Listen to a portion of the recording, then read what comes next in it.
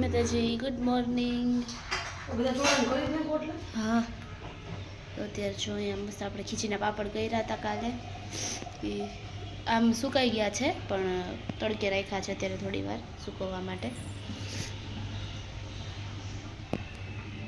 ચલો આપણે આપણું રૂટીન આખું શરૂ કરીએ. આજે બનાવવાનું છે ચોળાનું શાક. આપણે જોઈ લેશું પાણીથી ધોવે છે.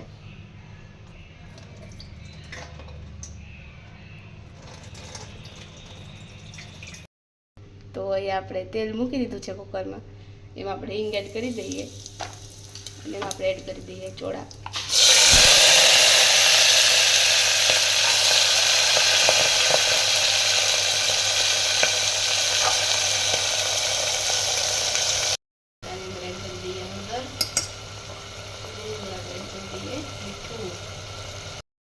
લસણ ફોલે છે અત્યારે. હમણાં મરચું આપણે ખાંડી નાખશું આમાં. જો બરણી ખાલી થઈ ગઈ છે મરચાંની, એટલે એમાં આપણે મરચું ભરી દઈએ.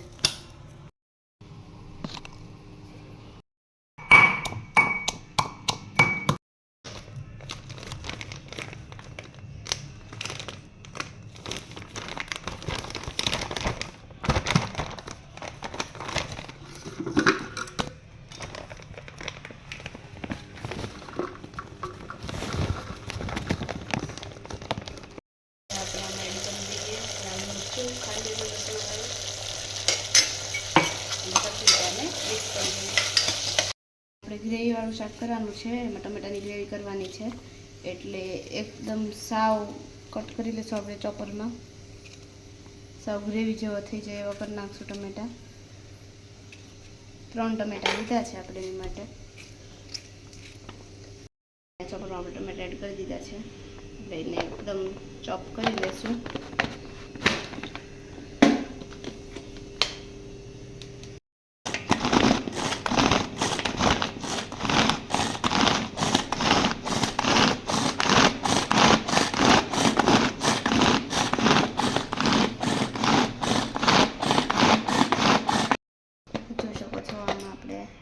એકદમ સાવ ગ્રેવી જેવા કરી નાખ્યા છે ટમેટાને.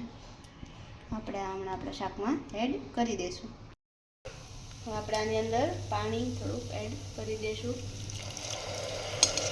આની એક સીટી કરી નાખીશું. એક સીટી થવા દઈશું. પછી આપણે એની અંદર આપણી ગ્રેવી એડ કરશું. પછી પાછી ઉપરથી 2-3 સીટી થવા દઈશું, એટલે એકદમ આપણા ચોળા ચડી જાય. આપણે લોટ બાંધી લઈએ રોટલી માટે. એમાં આપણે લોટમાં તેલ એડ કરી દીધું છે, મીઠું એડ કરી દઈએ. હવે એમાં પાણી એડ કરીને લોટ બાંધી લઈશું. આપણે લોટ બાંધી લઈએ. પાણી થોડુંક કરીને એડ કરીને મસ્ત સોફ્ટ રોટલીનો લોટ અહીંયા આપણે રોટલીનો લોટ બંધાઈ ગયો છે. અહીંયા આપણે સીટી થવા દીધી એટલે ચડી ગયા છે. એકની 2-3 થઈ છે, પણ તો હજી એકાદી કરવી પડશે ગ્રેવી નાખીને. થોડા કાચા રાખ્યા છે, ગ્રેવી ચડી ગઈ કાચી. આપણે એની અંદર ટમેટાની ગ્રેવી એડ કરી દઈએ.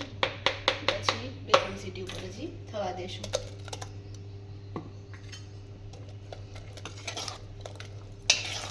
એટલે શાક એકદમ થીક અને મસ્ત બને. આની અંદર આપણે ટમેટાની જે હતી ચોપ કરેલી ગ્રેવી એ એડ કરી દીધી હતી. ગેસ શરૂ કરી દઈએ પાછો. હવે આપણે એની અંદર એડ કરી દઈશું મેગી મસાલો, જેનાથી ટેસ્ટ બહુ મસ્ત આવશે. છોડીના શાકમાં જ ખાલી અમે મેગીનો મસાલો નાખી છે, બધામાં નથી નાખતા. એની અંદર ટેસ્ટ બહુ સરસ લાગે છે, તમે પણ ટ્રાય કરજો. એમાં એકાદી સીટી આપણે કરી લેશું, એટલે આપણું ગ્રેવીવાળું ચોળાનું શાક બની જશે. સંભારા માટે ગાજર કટ કરે છે મમ્મી.